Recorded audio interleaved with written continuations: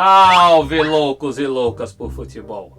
Toda vez que vocês me virem com esse chapéu de Sherlock Holmes, é que vem aí, no Almanaque da Bola, um vídeo todo especial, dedicado aos mistérios do futebol.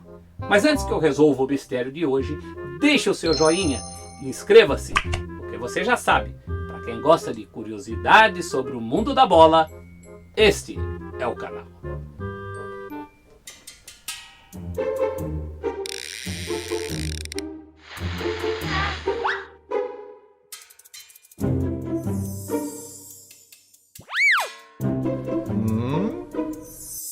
Responda rápido. Quem foi o campeão brasileiro de 87? O Flamengo ou o Sport? O mistério daquele brasileiro de 87 começa ainda em 86. Naquele ano, o Campeonato Brasileiro, que também era chamado de Copa Brasil, foi disputado por nada menos que 80 times. As principais equipes estavam nos grupos A, B, C e D, com 11 times cada um. Nos grupos E, F, G e H, com 9 times cada um, estavam outras 36 equipes. Era o chamado torneio paralelo, uma espécie de segunda divisão disfarçada. Ou seja, uma baita confusão. Pelo regulamento original, deveriam ter disputado o Brasileiro de 87, aquele pelo qual Flamengo e Sport brigam, os 24 primeiros colocados de 86, entre os grupos A, B, C e D. Seriam esses times que vocês estão vendo aí. Com isso, para o Brasileiro de 87, teriam sido rebaixados para a segunda divisão alguns times importantes que não conseguiram se classificar, como o Coritiba, que era nada menos que o atual campeão brasileiro, o de 85, além do Vasco e do Botafogo. Porém, antes mesmo que a primeira fase do Brasileiro de 86 terminasse, aconteceu mais uma daquelas trapalhadas típicas do nosso futebol. Primeiro, o Superior Tribunal de Justiça Desportiva, STJD, sempre ele, resolveu dar para o Joinville os pontos de um jogo contra o Sergipe que tinha terminado 1-1, porque o jogador Carlos Alberto do Sergipe teria jogado dopado. Depois foi o Vasco, que estaria eliminado se o Joinville ganhasse aqueles pontos. Mas o Vasco conseguiu reverter a situação ao entrar na justiça comum. A CBF, então, resolveu desclassificar a Portuguesa, alegando uma irregularidade na venda dos ingressos. Mas aí foram os outros clubes de São Paulo que se recusaram a aceitar a decisão. Mais ainda, se a Lusa fosse desclassificada, eles também sairiam do campeonato. O jeito então foi classificar todos aqueles times, mais Santa Cruz, Sobradinho e Náutico, aumentando de 32 para 36 o número de participantes na segunda fase daquele Brasileiro de 86, divididos em 4 grupos de 9. Tudo isso mexeu também nos times que seriam rebaixados para o Brasileiro de 87. Eles seriam esses 9 que você vê aí na tela.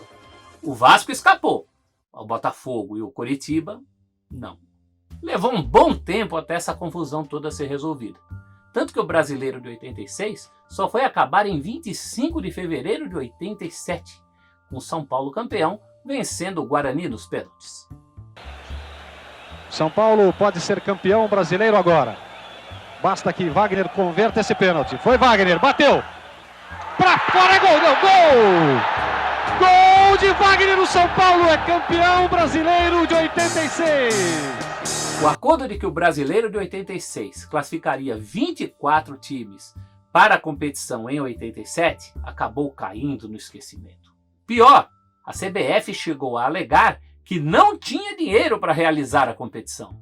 Dia 13 de julho de 87, liderados pelo São Paulino Carlos Miguel Aidar e pelo flamenguista Márcio Braga, reuniram-se os presidentes dos 13 clubes considerados à época os de maior torcida do país. Atlético Mineiro, Bahia, Botafogo, Corinthians, Cruzeiro, Flamengo, Fluminense, Grêmio, Internacional, Palmeiras, Santos, São Paulo e Vasco. Consegui! Obrigado. Juntos, eles fundam uma entidade para defender os seus interesses políticos e comerciais. a União dos Grandes Clubes Brasileiros, que se tornaria mais conhecida como Clube dos 13. A primeira e principal iniciativa do recém-criado Clube dos 13 foi tentar fazer o que a CBF não conseguia, ou seja, um campeonato brasileiro de clubes decente, logo batizado de Copa União. Não com 13, mas sim com 16 equipes, incluindo Goiás, Coritiba e Santa Cruz. Naquele primeiro momento, essa teria sido a única exigência da CBF para oficializar a competição. Clubes tradicionais e muito bem colocados no Brasileiro do ano anterior, como o Guarani, vice-campeão brasileiro, e o América do Rio, que chegou a ser semifinalista, acabaram ficando de fora. A Rede Globo transmitiu os jogos. A companhia aérea Varig forneceu as passagens para que os clubes viajassem de avião. A Coca-Cola patrocinou as camisas de 13 das 16 equipes, menos Palmeiras, Flamengo e Corinthians, que tinham outros contratos em vigor. A editora Abril, através da revista esportiva Placar, ofereceu a Taça da Copa União, que não era a polêmica Taça das Bolinhas. Em um mês, foram arrecadados cerca de 6 milhões de dólares, muito mais do que suficientes para cobrir as despesas orçadas em 1 milhão de dólares e que a CBF dizia não ter condições de cobrir. A média de público de 20.877 pessoas por jogo até hoje só foi superada 3 vezes em toda a história do Campeonato Brasileiro. Mas aí a CBF mudou de ideia e resolveu organizar também o seu campeonato. Era a Taça Roberto Gomes Pedrosa, mais conhecida como Módulo Amarelo, com 16 times que haviam ficado de fora da Copa União. A CBF também mudou seu discurso.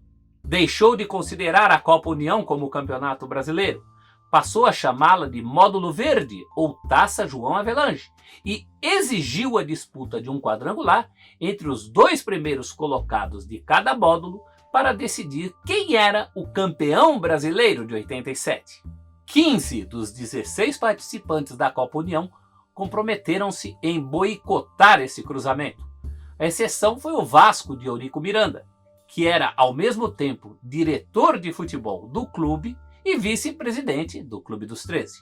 O grande erro do Clube dos 13, aliás, foi ter delegado justamente para Eurico Miranda a representatividade na reunião com a CBF, que acabou decidindo o regulamento do Brasileiro daquele ano.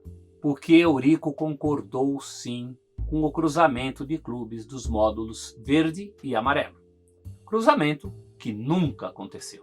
No dia 13 de dezembro de 87, quando o Flamengo venceu o Inter por 1-0 com um gol de Bebeto do Maracanã, ninguém no Brasil inteiro duvidava. O Flamengo conquistava ali o seu 4º título de campeão brasileiro, somado às conquistas de 1980, 82 e 83. É um barulho ensurdecedor no Maracanã, fogos de todos os lados. Aragão parece que vai pedir a bola. Chegou Aragão, apitou, ergueu o braço. O Flamengo é campeão da Copa União 1987. O torcedor do Flamengo não cabe debaixo da camisa rubro-negra e explode em emoção no Maracanã. Já na decisão do módulo amarelo entre Sport e Guarani, após um incrível empate nos pênaltis por 11-11, os dirigentes dos 2 clubes resolveram dividir o título ali mesmo, no gramado da Ilha do Retiro. Veio então a prorrogação, Sport e Guarani empataram em 0-0. Depois foi a vez dos pênaltis, cada time cobrou 12 e empataram em 11-11. Cansados dos pênaltis, os 2 times se declararam campeões do módulo amarelo. Pode, eu explico. O juiz na súmula suspendeu o jogo por abandono dos 2 times. É verdade, Guarani e Sport foram para o vestiário, cada um se achando campeão. Título do módulo amarelo que depois o Sport também ganharia na justiça. Somente em janeiro do ano seguinte, 1988, é que a CBF resolveu impor o seu regulamento, decretando a realização de um quadrangular entre os campeões e vice da Copa União, que para ela era o módulo verde, Flamengo e Inter, e os campeões, co-campeões do módulo amarelo, Sport e Guarani. Flamenguistas e colorados não entraram em campo em nenhum dos jogos determinados para esse quadrangular. Perderam todos por WO. Sobraram então os 2 confrontos entre Sport e Guarani para decidir o título de campeão brasileiro de 87. Os dois foram determinados também como os representantes brasileiros na Libertadores de 88. No primeiro jogo em Campinas, deu empate, 1-1. No segundo, realizado já em 7 de fevereiro de 88, com transmissão para todo o Brasil pelo SBT, o Sport ganhou por 1-0, gol de cabeça do zagueiro Marco Antônio, e se sagrou oficialmente o campeão brasileiro de 87. Corre, Betão, bateu, fechado, bola na boca do gol, Marco Antônio!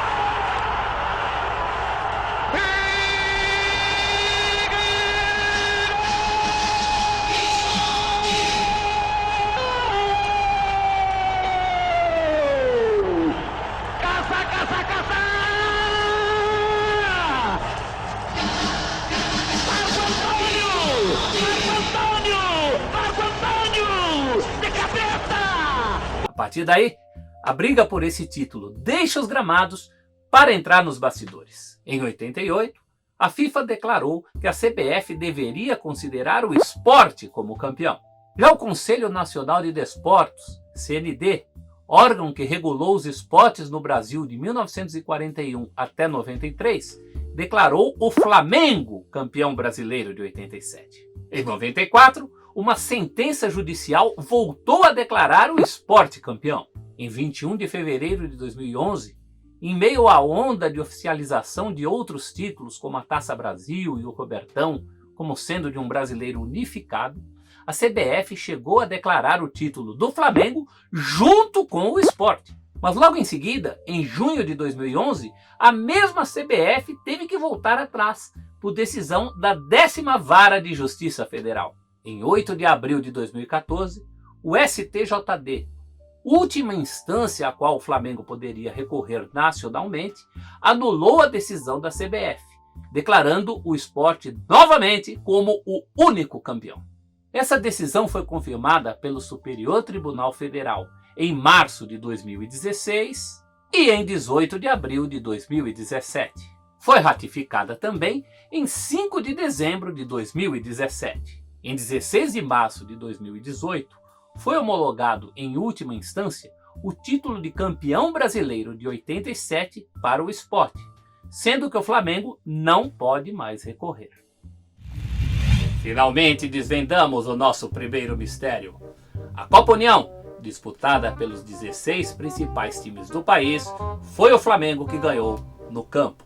Mas legalmente, o Sport é o campeão brasileiro de 87. E aí, gostou?